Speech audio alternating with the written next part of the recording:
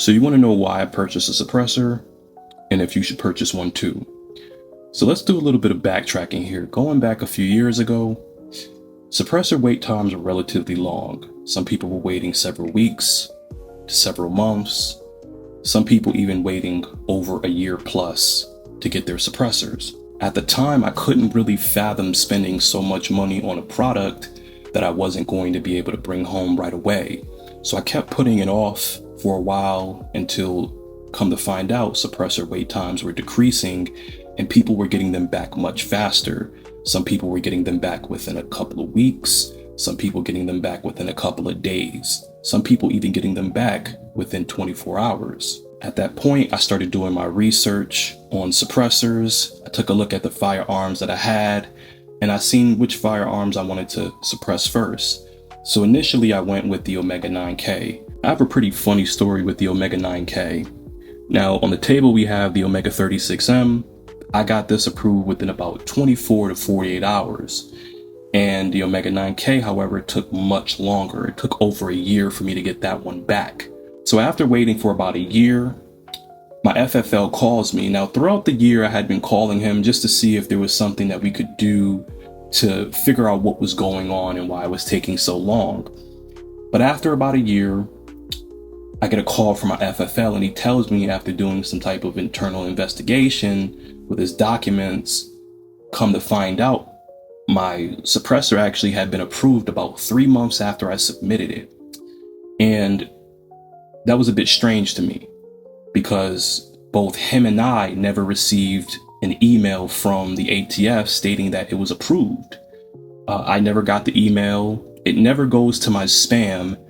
And it was just really strange. So getting my first suppressor was a bit of a nightmare. And thankfully now getting suppressors are much, much easier because wait times are far less than a year. So why did I purchase a suppressor? Well, there's a combination of reasons as to why I purchased a suppressor. For one, the way that I look at it is anytime that you see other states banning certain things, that should indicate that it's your time to purchase said things. Now, I know that suppressors are banned in several other states, but for some reason, Connecticut has never banned them, which is one of the reasons why I went for it. But I also knew that not only was it that, but it would help with my hearing. I know that guns are loud, and I know that once you lose your hearing, you're not going to get your hearing back. So I knew that I had to purchase a suppressor to help reduce those decibels when shooting. Even if it's just a small amount, anything helps. If I go to the range, I prefer to double up, put some foamies in my ear, and then I also put the over-the-head earmuffs as well. And then you combine that with a suppressor. And as far as any type of hearing loss, you really shouldn't experience that as far as those 3 levels of protection. So I knew I had to get a suppressor because I have a lot of guns. And at this point that I've been shooting suppressed, I really don't like shooting unsuppressed that much. So should you purchase a suppressor in 2025? I would say 100% yes. And you have 2 options here. You can either purchase your suppressor now, pay the $200 tax stamp, and experience those fast wait times, or you can wait until the top of next year and get that $0 tax stamp.